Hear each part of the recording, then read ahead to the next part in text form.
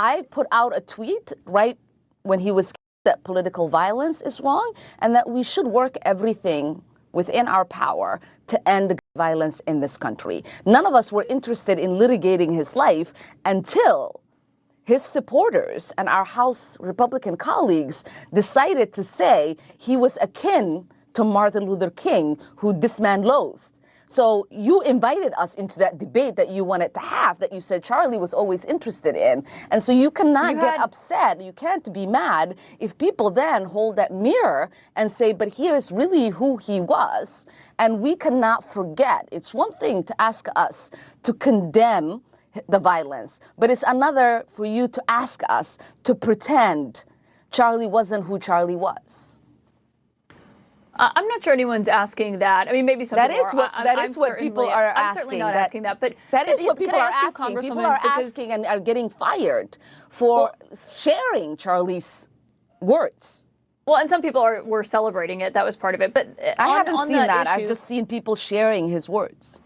There was a town hall that you had 6 days ago. You called Kirk a quote, hateful man, and you had reposted a video that I'm sure you've seen you've taken criticism for. It's a video that called him a reprehensible human being and said Kirk was Dr. Frankenstein and his monster shot him through the neck. Why repost that video? Because there were a lot of things in the video that I did agree with. Obviously, we share videos. We don't have to agree with every single word. But I do believe he was a reprehensible, hateful man.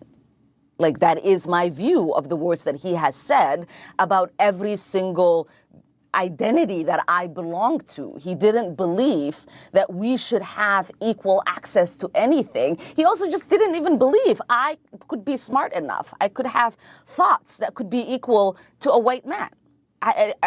Where are we missing this conversation about who this man was and the things that he said? How do you not find that reprehensible, Kaitlan? Well, of course I don't. Do you think I don't subscribe to that? But do you think I don't have the brain processing power like you or a white man? Well, of course not. And I think it's very clear here that I'm not sharing his views, and I don't justify them. But if somebody said that, would you say that that would be reprehensible views? I think the argument that was being made. No, but I'm asking what you. We have heard. What I'm asking you is, would you say that? Yeah, I understand what you're asking me. But you're asking me, how could I find him reprehensible?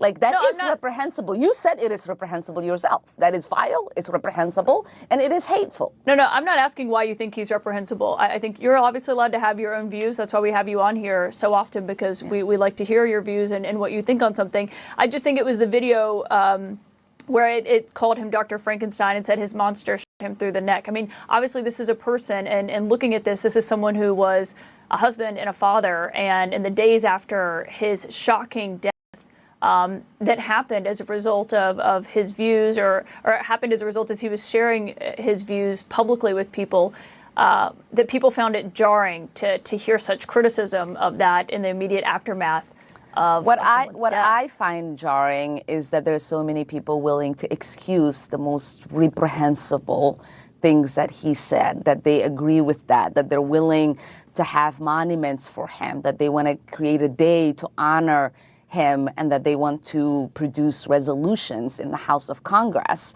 honoring his life and legacy. It is one thing to care about his life, because obviously so many people loved him, including his children and wife. But I am not going to sit here and be judged for not wanting to honor any legacy this man has left behind. That should be in the dustbin of history, and we should hopefully move on and forget the hate that he spewed every single day.